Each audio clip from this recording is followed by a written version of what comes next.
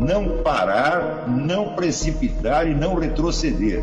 Então dizer para esse cara, sabe quando nós vamos parar? Nunca. Nunca na sua porca vida. Né?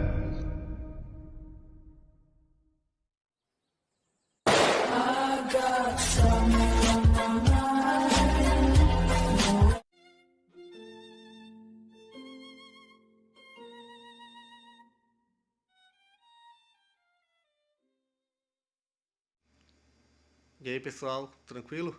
Então vem aqui antes do vídeo começar, pedir para vocês se inscreverem, quem não for inscrito, compartilhar, curtir, comentar. Quem puder seja membro do canal, que isso ajuda bastante. Tem também o link do Apoia-se. Quem puder ajudar nosso canal e apoiar financeiramente vai ser muito bem-vindo. Mas o mais importante é transmitir o conteúdo e os conhecimentos do professor Olavo de Carvalho para mais e mais brasileiros. Então compartilhe e ajude aí nossa causa. Muito obrigado a todos os membros, apoiadores do canal. Fico muito feliz. Tenho certeza que a gente está no caminho certo. Então fiquem com o vídeo e até mais. Valeu!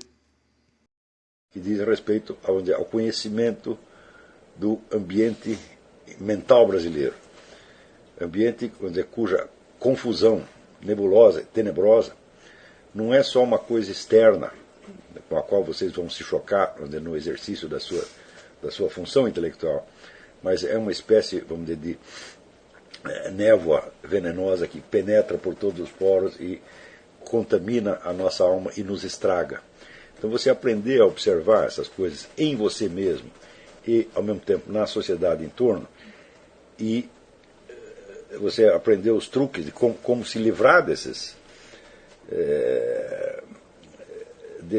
entraves mentais, isso aí é absolutamente essencial. Quer dizer, se vocês não fizerem isto, toda a sua boa vontade, todos os seus melhores objetivos, seus melhores sonhos acabarão por se corromper de alguma maneira.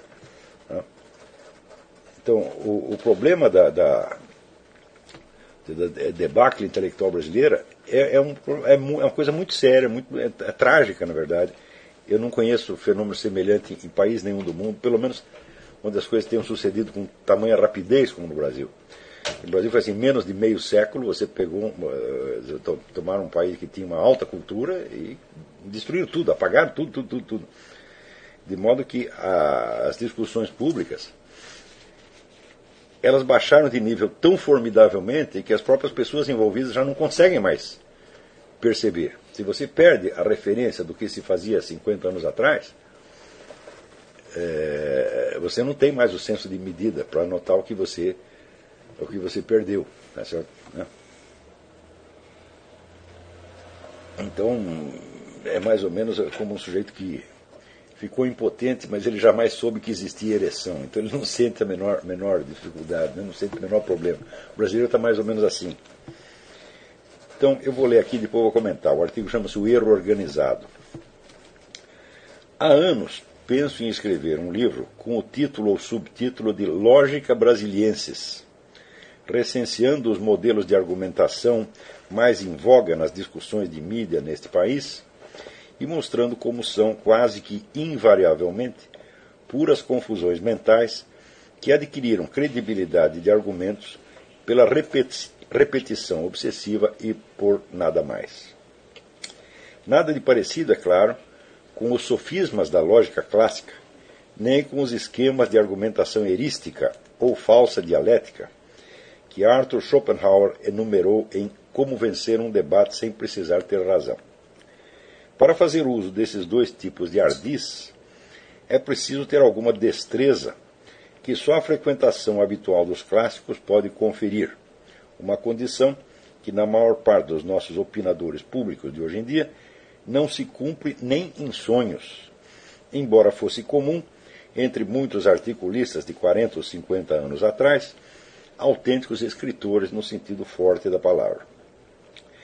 Lendo um Álvaro Lins, um Júlio de Mesquita Filho, um Otto Maria Carpo, um Gustavo Corsão, um José Guilherme Melchior, podia-se encontrar, ao lado de muitos arrazoados sólidos, um ou outro sofisma delicioso, quase inocente, fruto do puro ímpeto de criação literária que se sobrepunha por momentos ao desejo da verdade. Desmontá-los com toda a cortesia do mundo era um prazer que o crítico podia compartilhar até com o próprio autor do erro. Hoje não há mais nada disso.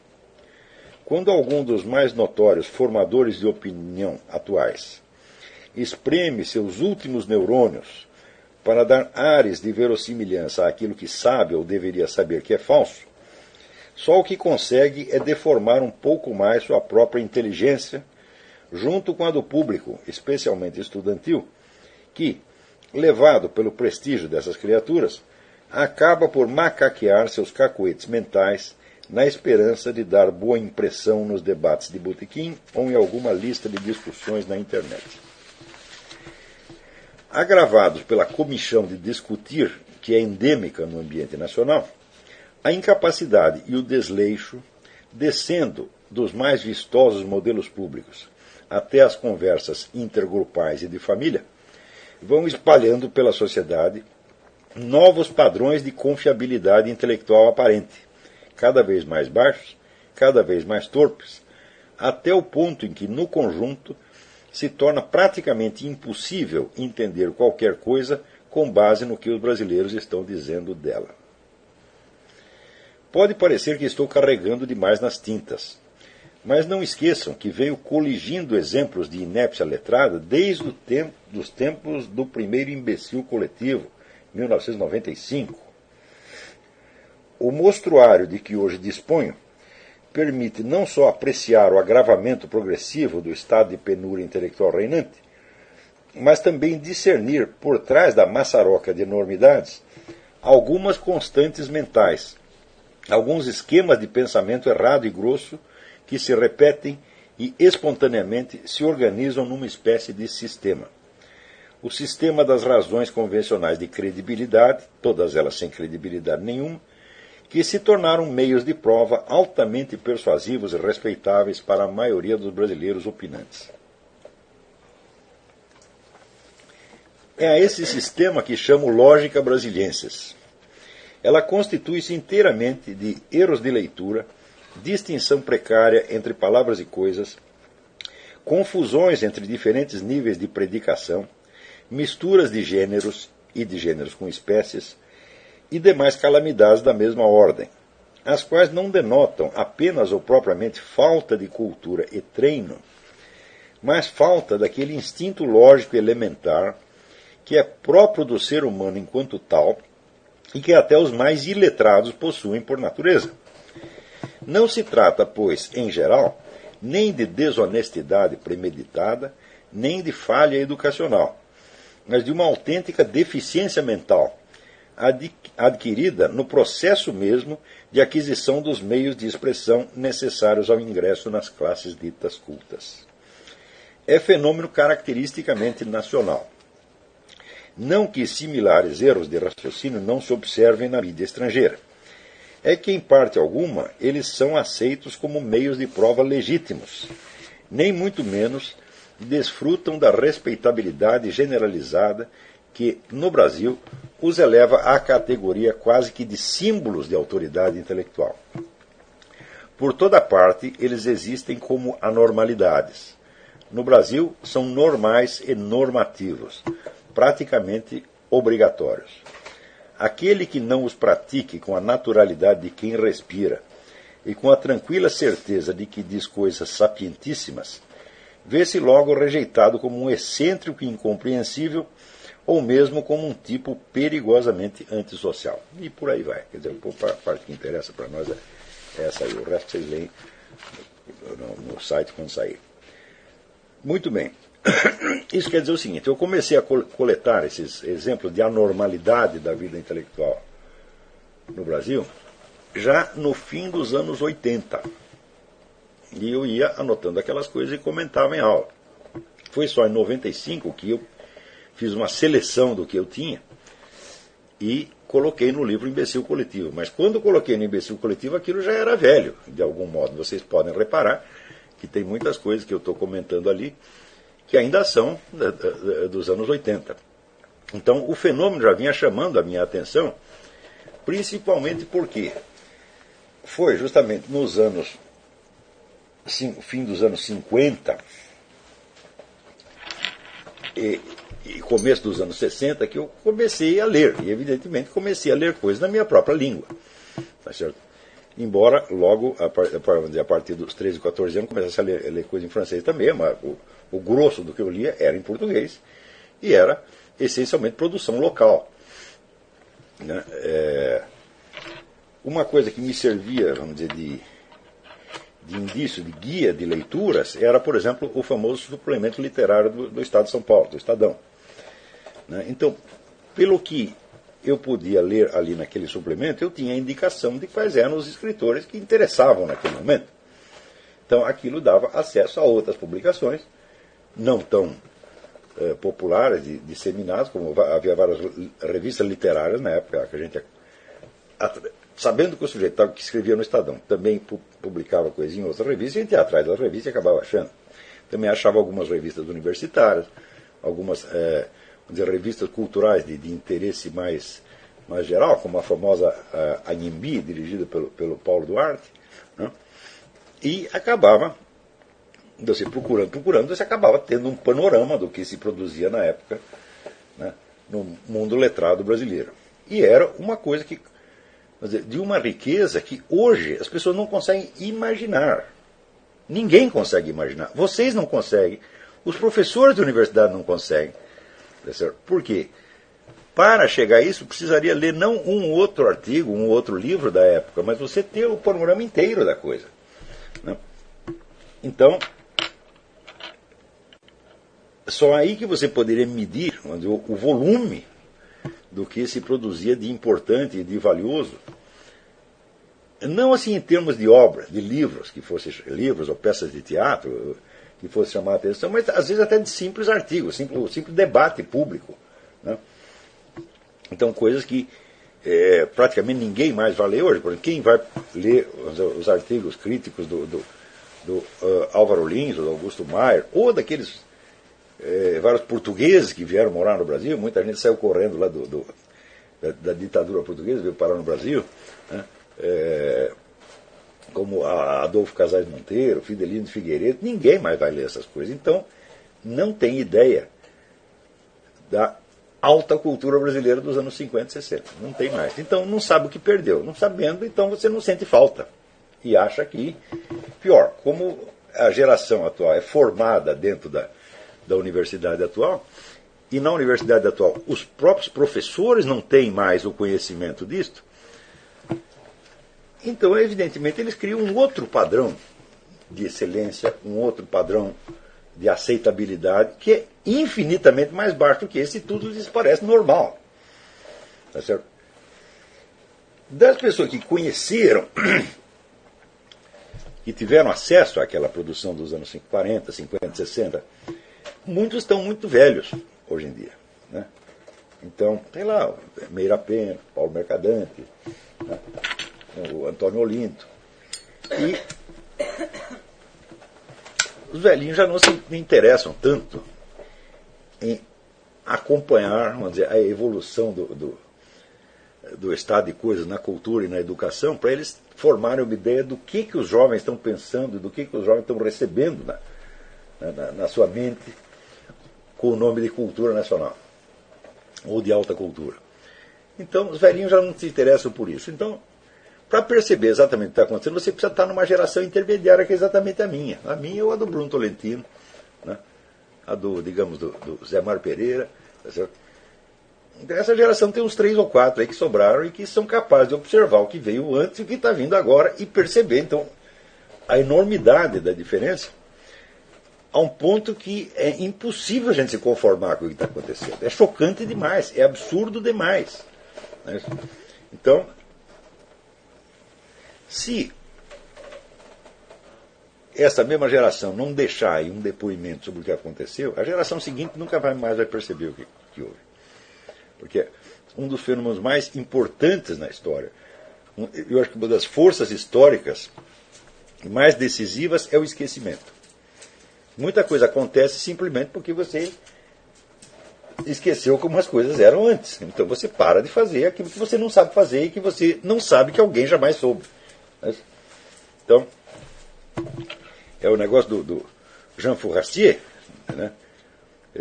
o economista meio filósofo, francês, que diz que junto com no livro Les Conditions de l'Esprit Scientifique, as condições do espírito científico, ele disse que você só pode escrever uma história da ciência que reflita o movimento histórico real se você escrever junto uma história da ignorância, quer dizer, a história daquilo que foi perdido ao longo do tempo. Se não, você simplesmente vai empilhando as descobertas científicas e tem a impressão de um progresso formidável. Quando você vê aquilo que foi perdido, que uma geração sabia, a outra não sabe mais, e a terceira já não pode mais nem entender, então você vê que, primeiro, o progresso do conhecimento é mostrado às pessoas com uma imagem enormemente exagerada. Quer dizer, existe um progresso, ao mesmo tempo existe um retrocesso. Na maioria das vezes, o resultado é zero. Mas às vezes é menos 1, menos 2, menos 10 ou menos 30. Tá certo? E no caso brasileiro, ainda dá para menos 100, menos 200, alguma coisa desse tipo. Então, quando você lê esses escritores da época, dos anos 50 e 60, e repara o altíssimo nível do debate público na época, é uma coisa que eu digo para você que hoje se tornou impensável, e você pergunta como é que isso começou a acabar, e exatamente como descrever o que aconteceu.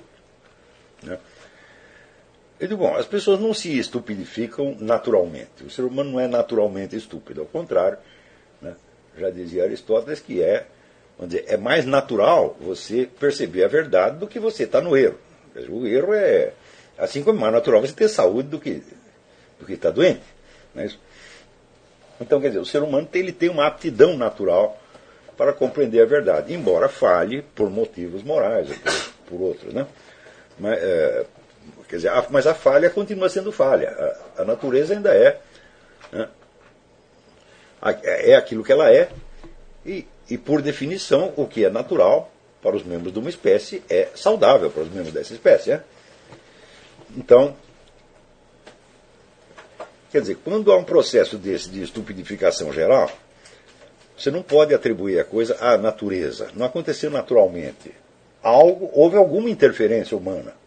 Tá certo? E essa interferência humana pode ser de dois tipos. Uma interferência calculada, quer dizer, alguém pretendeu baixar o nível dos debates públicos, ou, ao contrário, é aquele negócio do Max Weber. Foi um efeito impremeditado de ações que visavam outra coisa completamente diferente, ou que até foram empreendidas por pessoas que não tinham a menor consciência dos efeitos possíveis que eles poderiam estar desencadeando. Então,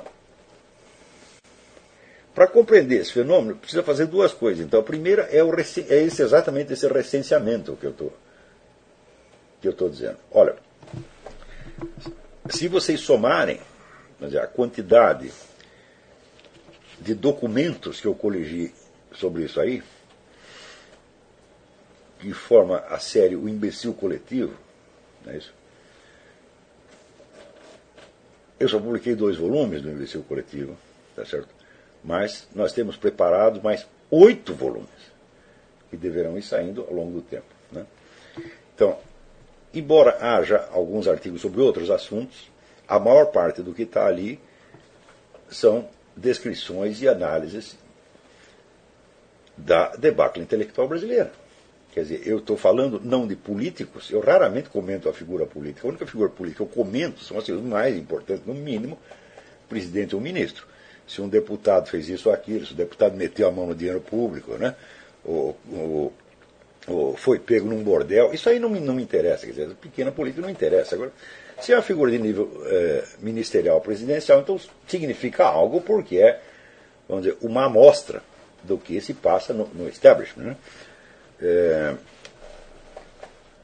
Então, você vê que até, por exemplo, os casos de corrupção que tanto chamaram a atenção da mídia brasileira, eu raramente os comento. Isso aí é a pequena política. Só me interessa da política aquilo que expressa algo do estado de coisas mental. Eu estou interessado, vamos dizer, na alma, na psique brasileira, tá certo? E não na miudeza do materiais do dia a dia.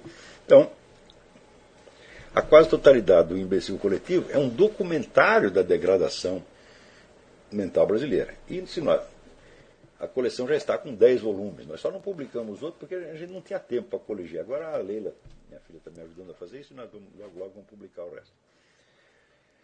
Então, quase tudo são artigos de jornal, mas tem outros escritos que ficaram inéditos, que foram apresentados só em aula, etc. Então,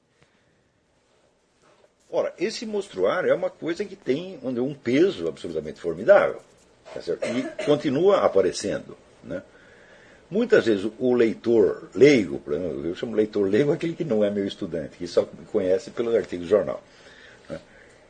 Ele não entende exatamente por que eu estou fazendo essas coisas. Frequentemente as pessoas protestam. Não, você fica aí analisando, né, coisas de idiotas, respondendo a idiotas, né? Quer dizer, supõe que estou interessado no assunto que as pessoas estão discutindo, né? Ou que estou interessado em discutir com eles. Fala, mas é claro que não, né? As pessoas interpretam mal porque não são capazes nem de entender o que eu estou tentando fazer com isso. Eu estou interessado em coligir amostras, em analisar o fenômeno, né? E juntar o mostruário o mais amplo possível. Então, hoje nós já temos uma coletânea suficiente não só para documentar que algo de muito sério, muito grave aconteceu na história da inteligência brasileira, que o pessoal diz que não é da inteligência, é da burrice, né? Então,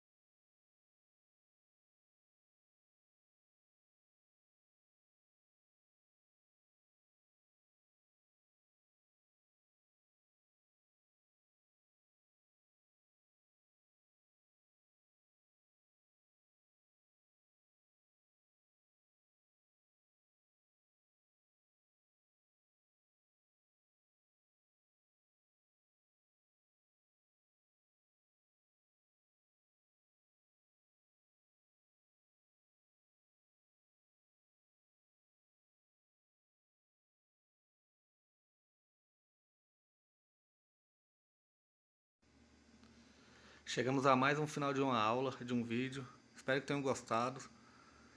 Quem não se inscreveu ainda, se inscreva, compartilhe, comente. Ajude o nosso canal, apoie, seja membro. E ajude o nosso canal a chegar a cada dia a mais brasileiros que precisam muito do conhecimento do professor Olavo de Carvalho. Então é isso aí, fique com Deus, até o próximo. Valeu! Então é isso aí, pessoal. Que é o nosso canal. Que são alguns livros que eu já li. A maioria foi doação, mas alguns eu adquiri, professor Olavo de Carvalho. Alguns livros se perderam aí que eu emprestei. Professor Alexandre Costa. A Bíblia Sagrada. 10 lições sobre Karl Marx. Indico a não ler esse livro, que é muito ruim mesmo. Alguns pensadores aqui que realmente, como o professor Olavo de Carvalho disse, não são pensadores. Valeu, tamo junto aí. Apoie nosso canal, seja membro.